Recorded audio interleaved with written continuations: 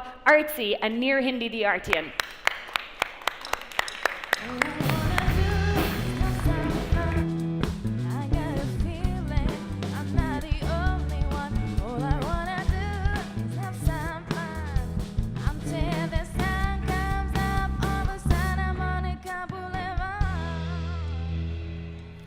All right. So art in tech, that's what we will have in the next 20 minutes. And before I let Carter kind of introduce himself, I actually want to introduce you to the company he founded called Artsy. And Artsy is the global platform, I think, the biggest marketplace for collecting and discovering art. Now I'm going to read you some of the numbers of Artsy, and stay with me because they are impressive.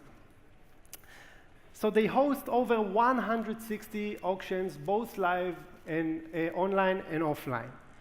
They have more than 2,000 global partners, including the top museum in the world, the Louvre, the Guggenheim, and more. They work with over 60 different international art fairs, including the Armory Show and Artcom. They spread across 90 countries, and they have more than 800,000 work of art on their platform, valued more than $30 billion from 70,000 different artists. After raising $100 million from what I call the A-list of investors, such as Jack Dorsey, co-founder of Twitter, Eric Schmidt, chairman of Google, Joe Gebbia, co-founder of Airbnb, Peter Thiel from PayPal, Bob Pittman, co-founder of MTV. Carter, I want to ask you, what brought these people for Artsy? What is Artsy? Well, that's a very nice introduction, Nir, and it's an honor to be here in Madrid and to get to soak up the energy here. I've actually never been before. I think one of the reasons why we've been able to attract such an incredible list of not just investors, but really just the people that actually work at Artsy, the team that makes all those numbers possible, is that I think people are very attracted to the scale of the vision and the impact that it can have on humanity. Artsy started with a very simple premise, which is, why is there not one website where you can find all the world's art, where anyone in the world, as long as they have an internet connection, can learn anything they want about all the world's art? Anyone who wants to buy art, who wants to sell art, they have one place they can go. This is a world that's clearly going to have many more people engage with art, many more people buying art, and ultimately many more artists in the world able to make a living and pursue their passions in a more sustainable way. And it's a big vision that attracted a lot of people. And I think that was actually what I was drawn to in the beginning as well. So it's interesting because you are kind of what's connect the both what I call right brain and left brain, and it seems that we are living in time that we kind of focus only on one side of the brain. You are a computer scientist and you are deep rooted in the art, and it's kind of all the time made me wonder also from my own experience that entrepreneurs and artists are much more similar than what we tend to think. But why is it that we kind of see them so separate? Why art is so separate from entrepreneurship and technology? It's a really good question. At Artsy, our core value is actually art meets science. You can even take our logo and extend it to say that core value. I think it's a great question, because art and science actually used to be much more related. If you think about the Renaissance, you think about the prototypical Renaissance man, Leonardo da Vinci. He was both an artist and he was both a scientist. And in fact, for him, they were not even different crafts. His science was his art. His art was his science. I think in modern day society, because there's been so much emphasis on success and on scaling and on trying to be a professional in a world that is getting exponentially more complex every day, there is this need we feel to be highly specialized. And so a lot of children, they go to school or they go to college and they're forced to make a decision. You choose now. Are you going to be creative, become an artist, and probably not, make a living? It's a very daunting thing. Or are you going to go into business? Are you going to learn numbers? Are you going to learn how to scale things? And only now, I would say, in technology are people starting to understand the core relationship between the two of them. You know, I was very lucky. For me, my mom was in finance, and her father, you know, she comes from more of that business side, her numbers side. Her father was a physicist. Her grandfather was also a physicist. They actually came to Europe before she was born. And so, you know, she every day walked me to school on the way to work, and she quizzed me on math problems. And that's actually why I went to Princeton, because it had the top physics program. I thought I was going to be a theoretical physicist when I grew up. But things didn't turn out that way. And I think the reason for that is because I had a different influence coming from my father. So my father's entire life has been about art. I grew up in a bedroom covered inch to inch with canvases. I never even had posters in my room because I already had, like, we didn't have space for paintings. They were on the chairs, they were on the furniture. You couldn't even sit down in our living room. There was so much art everywhere. And so he was always taking me to galleries, always taking me to museums, always talking to me about the art. And so for me, growing up as a child, art was this thing that just, it was easy. You know, everyone had access to it. There was no feeling of exclusivity or of not being cool enough. You know, I never felt like I couldn't ask stupid questions. I remember saying to my dad, "What's the point of that artwork? Like, I could do that." And then he would very patiently explain to me why I know I could actually not do that. And having that patient, loving guidance from a young age made me think of art the same way most people think about music or think about film. And it was only when I got to college and I started talking to more people about art that I realized that was a very unique experience. Actually, most people, when you ask them about art, you say, you know, who's your favorite musician? Everyone, who's your favorite DJ? Everyone has an immediate answer.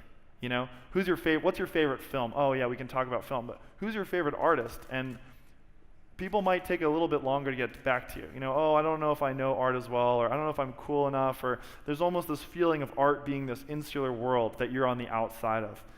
And when I started to realize that this thing I just took for granted, easy access to art, was actually a huge privilege, and most people didn't have that access, it kind of started me on this path, saying, well, why is art being treated differently? And I think the answer is really about access. You know, you go back 100 years, and the music world was actually smaller. If you go back before the record player, before the radio, the music world was smaller than the art world was today. If you wanted to go see a musical performance by professional musicians, the chances were that you were part of a small elite class. You were a part of the aristocracy. It was really only with the radio and the record player that music became a mainstream thing, and now no one can imagine life without music as part of your daily experience. But the radio and the record player, they work for audio, but they don't work for visual. They don't work for communicating images, and that's why the internet now is changing everything, and that's why art is starting to become a much bigger, a much more ubiquitous part of the human experience.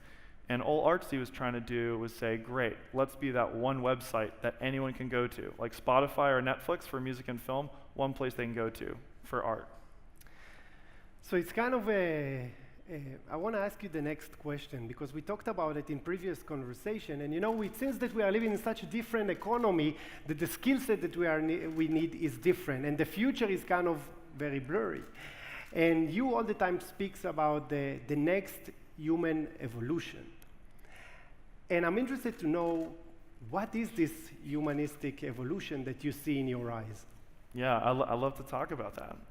Well, first, before I talk about a very lofty topic, such as the next phase of human evolution, I'll talk a little bit first about what is just art's, if we're going to talk about what art's role is on humanity at a global scale, it's useful to understand what is art's impact on an individual human scale. Like, when you actually look at art, what is happening? Is nothing happening, or is it changing you? And there's actually been some really interesting studies that have looked at the impact of art in a lot of different contexts. They've looked at the impact of art on people, elderly with cognitive diseases like Alzheimer's or dementia. They've looked at the impact on communities and crime rates. They've looked at the impact on children and empathy. And every time they've actually found that there's very striking patterns. It turns out that whenever you see a new work of art, I mean, or even, you know, art and music and film, I mean, they're all kind of converging into self-expression. Whenever you guys hear that amazing new song that you've never heard before, and you go, wow, like, how did they even come up with that song? Or when you see that beautiful artwork, where did that even come from? So that reaction you're having, that moment of awe, that experience you are experiencing consciously has a physical analog inside your brain. Whenever you have a new experience, you're exposed to a new idea, new pathways are physically being formed in your brain. New neural pathways are lighting up, and they've actually shown this in an fMRI.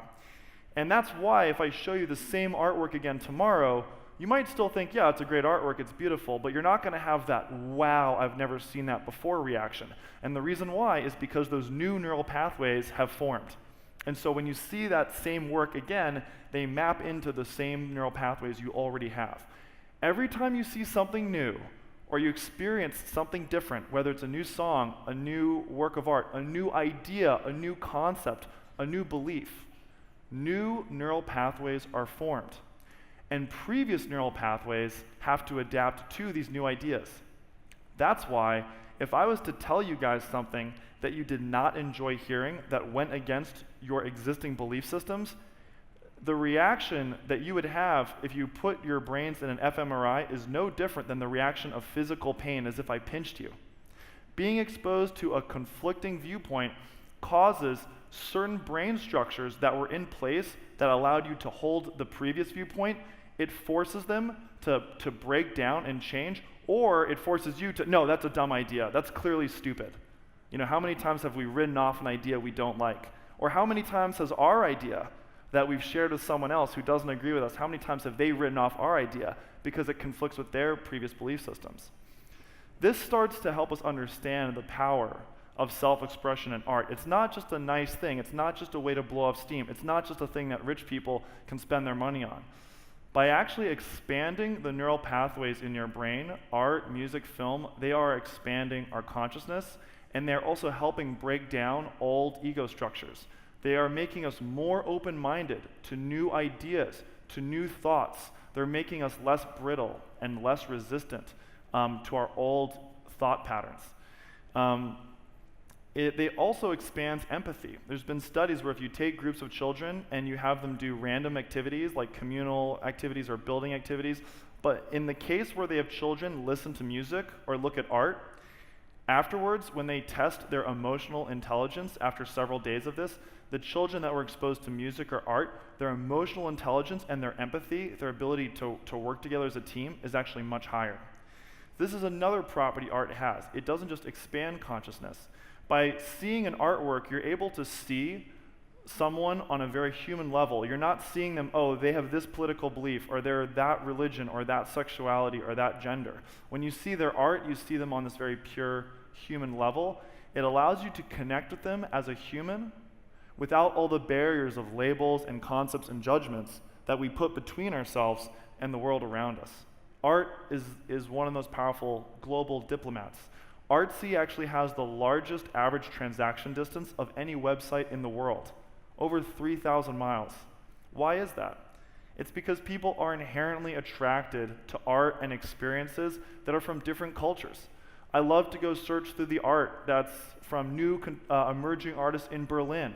It's a way for me to go on a journey without having to pay for an expensive plane ticket. It's a way for me to understand. I'm so excited to see the museums in Madrid. I'm visiting a museum today and a different one tomorrow, because I think it's actually one of the most powerful ways to understand someone's culture. Art is the ultimate diplomat. It lets you see other people, see other cultures from across geographic divides. Now, why is this so important for where humanity is today and where we're going to be in the near future? So this is where it's going to get a little bit out there. And this is not Artsy's opinion, this is my opinion. So feel free to disagree, but I think it makes for a good dialogue. So I actually believe that's what is going on in our lifetimes. That what we will see in our lifetimes is that we will get to be the last generation of humans. I don't mean that in a negative way, I actually mean that in a positive way. I think where we are today is actually quite similar to where life was about 2 billion years ago, when single-cellular organisms were cooperating and collaborating, and then they started to share DNA with each other, and then they started to reproduce not as a single cellular organism, but as a multicellular organism. And if you were to be in space looking down at humanity from above, you would see all these individual humans, and then all these individual tribes, and then these individual villages, towns, cities, nations, and now you see a thriving global economy that is starting to more and more resemble a gigantic meta-organism. Instead of individual human consciousnesses, one might call this a giant collective consciousness. And I actually believe that this collective consciousness that we are increasingly becoming a part of is actually going to merge not just all humans together, the same way single cellular organisms start to merge together and form multicellular life, but I believe it's also going to be a merger with the technology that we're building, with the artificial intelligence, and also with the intelligence that's in nature, that is in the planet all around us. In Silicon Valley, you hear people talk about the singularity, which is the idea of when artificial intelligence will become so advanced that it becomes more intelligent than humans. But I think that is only one component of this collective consciousness. That is the artificial intelligence component. But this singularity point that we're heading towards will actually be the merger of artificial intelligence, human intelligence, technology, and also the natural intelligence in nature. So on one hand, what does that actually mean in practice? Well, it's really hard to know. If you were to ask those single cellular organisms, well, what's life going to be like when you're multicellular? They wouldn't really be able to tell you. You'd say, well, you're going to be able to create art. You're going to be able to send people to the moon. You're going to be able to write poetry. And the single cellular organisms might say to you, so does that mean there's going to be more glucose? Their only way of conceptualizing these things is through what they already know. So it's like, so more glucose. And you're like, well, there might be more glucose, but there's so much more than that. The point of this is it's very hard for us as individual humans to understand what this next great phase will look like. And that shouldn't be surprising. Ask people from 20 years ago. What would the world look like just 20 years later? Before the internet, before iPhones, before apps. All those things happened in under 15 years ago. And they would have trouble telling you what life would be like just 15 years in the future. So what do we think life will be like 30 years from now, as these technology cycles continue to accelerate? My point is, it's in a very exciting, but also a very scary time. Because on one hand, while we have global connectivity and global culture and global innovation, we also have a lot of very scary things happening in every part of the world. You have a lot of people who are scared and are resisting this next phase, this coming together, this convergence. And you see that all around the world in various different, often very disturbing ways. And this is why I actually think art is not just a nice to have, but I think art, technology, and innovation right now are must-haves in order to enable us to safely come together and transcend into this next phase. Because if art on an individual human level allows us to have more empathy and more consciousness, it's also an agent for doing that on a global level. I remember going to the Venice Biennale in, I believe, 2014, or was it 2015? And I remember that India and Pakistan had each chosen artists to represent their country. And those are two nations that have a lot of historic tensions. And so it's an interesting question, how would the artists respond to that? Well, the artists decided to work together and create a joint artwork together, where you walk into a palazzo and via a sort of virtual reality installation, it transports you to another room on the other side of the world in Pakistan. And I thought that that artwork was such a fitting metaphor for the power of art to connect us across divides, for the power of art to heal wounds, for the power of art to create greater empathy, not just on an individual level, not just on a national level, but also on a collective level. I think it's very important that if we are going to make it into this next phase of, we don't know what it will be like, but for us to get there safely, I think art, not just technology, is going to play a very critical role there. And so I guess I hope everyone in this room can look for ways not just to keep innovating and advancing your businesses or scaling your businesses, but also look for ways to bring in more art, more creativity, not just into your personal lives, but also into your businesses and into your communities, so that we can all, hopefully face this new world more together with more empathy. Great. So with that, we already finished our short time, but we will continue on the Sandbox stage with more art and culture in tech. Carter, thank you very much for coming to Madrid and sharing with us everything about art. Thank you for having me here. I appreciate it. Thank you, guys.